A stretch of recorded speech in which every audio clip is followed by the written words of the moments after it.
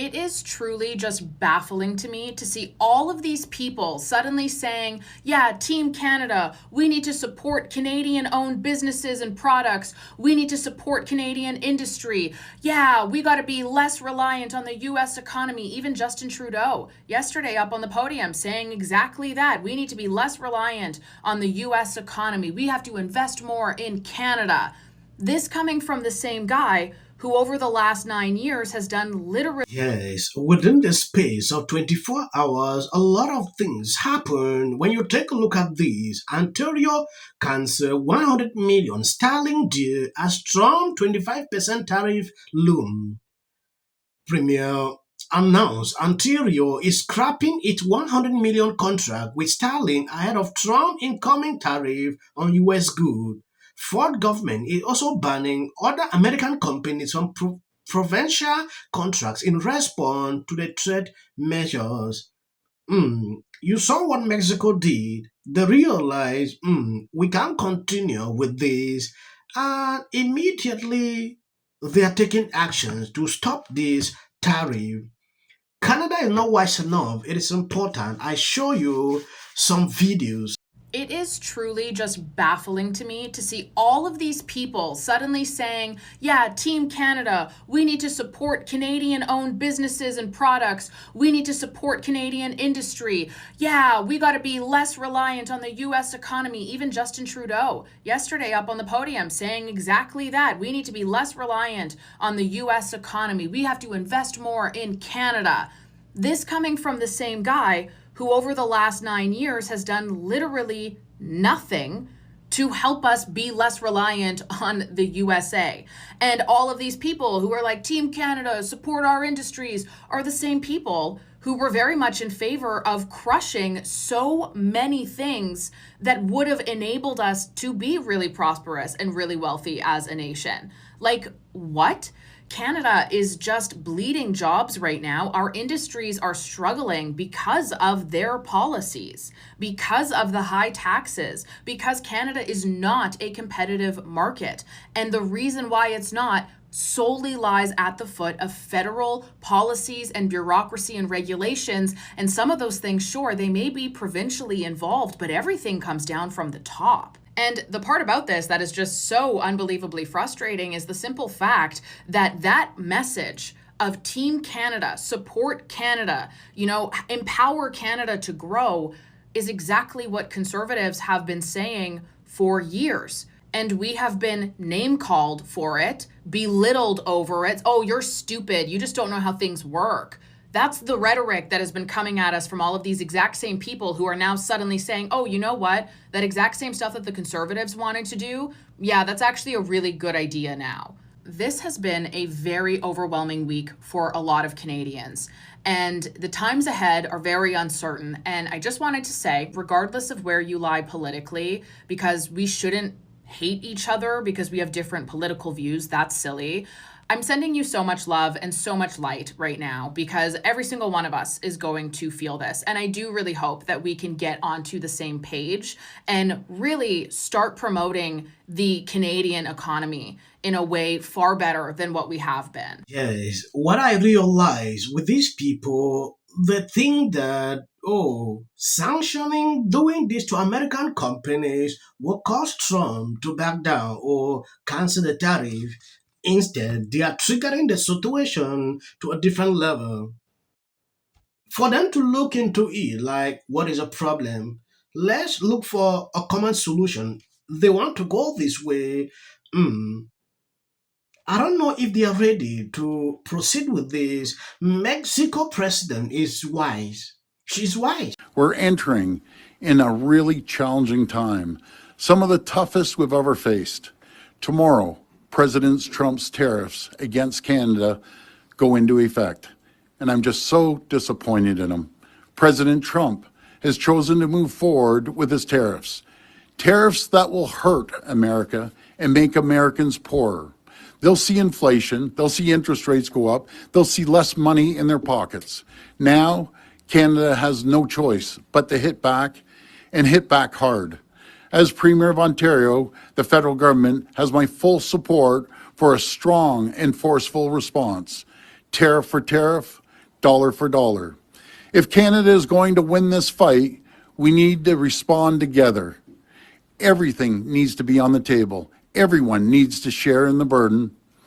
We have so much of what America needs, so much of what their economy and military depend on.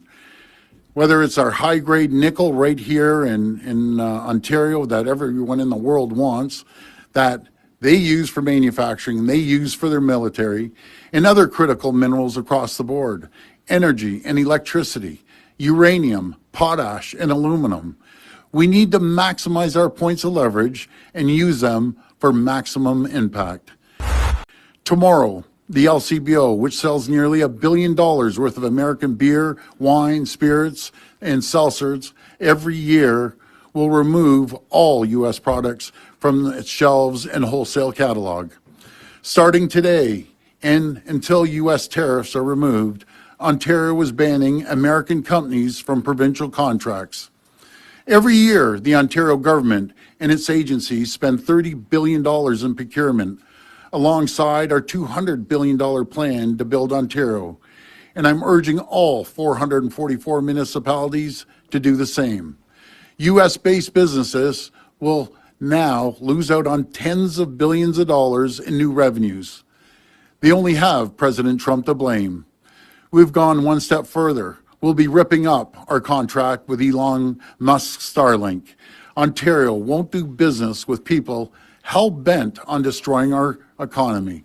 When you take a look at this screenshot, I just spoke with President Claudia of Mexico. It was a very friendly conversation wherein she agreed to immediately supply 10,000 Mexican soldiers on the border separating Mexico and the United States. These soldiers will be specifically designated to stop the flow of an illegal immigrant into our country. We further agreed to immediately pause the anticipated tariffs for a 1 month period during which we will have negotiations headed by Secretary of State Marco Rubio, Secretary of Treasury Scott, and Secretary of Commerce, and high-level representatives of Mexico. I look forward to participating in those negotiations with President. That is it. This is the negotiating power I'm talking about. Canada doesn't understand this. This issue could have been resolved ever since Justin Trudeau took up time and visited Trump. That could have been the period they could resolve this. They had dinner, the man ate, drank, and left. Lead to anything good. America will shrug it off. Canada will decline. That is the CEO of Shopify. Ontario Premier Doug Ford, who lived in America for 20 years, joins us now from Toronto. Doug, thanks so much for joining us. Where do you think this goes from here? Well, hopefully calmer heads will prevail. We're the #1 customer to the U.S. and 28 states rely on us to for the products that they ship up. And I just want to build a strong AmCan fortress, the strongest, most prosperous, safest 2 countries in the world. Trade war against our biggest trading partners. Look, I want to speak directly to Americans. Tariffs against Canada will put your jobs at risk, potentially shutting down American auto assembly plants and other manufacturing facilities. They will raise costs for you. in NHL games over the weekend. Take a look.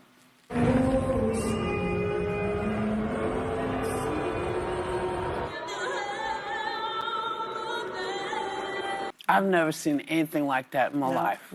And I'll just say, you know, Mexico, Canada, and China together accounted for more than 40% of total U.S. imports last year.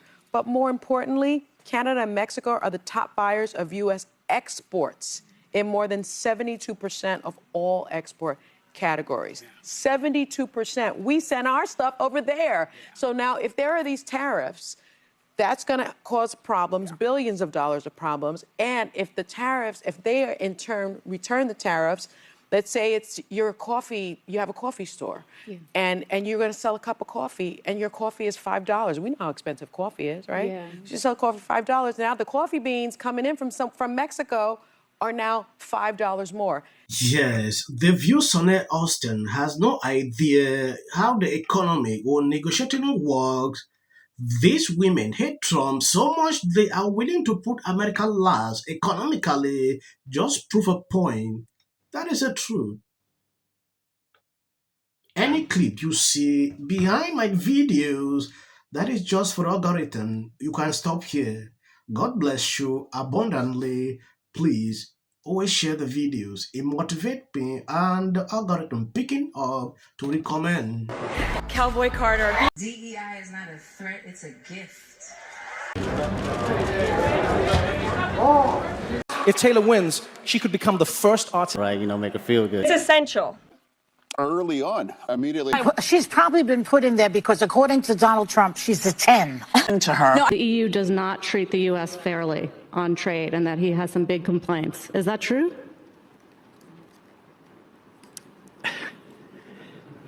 Right? And it doesn't mean that we should sit and pretend that it's suddenly okay, that this new presidency is just going to keep on keeping on. That is not the case. And because, final point for me, a year and a half is because... This is the United States. You're talking about a man who didn't become the president of the United States because of merit. This lady is not unstopped. Where awful things have happened. So, And sparks move things. And it doesn't matter how much water you have. Future president and his gag are somebody in policy. The city of the Pacific Palisades is burning. And, I flew here last night. I was on a plane. You getting water to areas that need... He's been trained his whole life to do. What do we do? Right now you're looking straight. Remember it. as a country about James. Yeah, and then I think all our tax dollars probably went for Gavin's hair gel. I don't know. Jordan. In the 5 tenants of Palisades Village right here. This is the town center of sorts. And he did this little dance. Josh Green, the governor of down in Hawaii. Had some, And then we watch the news or talk to my friends. Now look, I have a lot of fear. This is not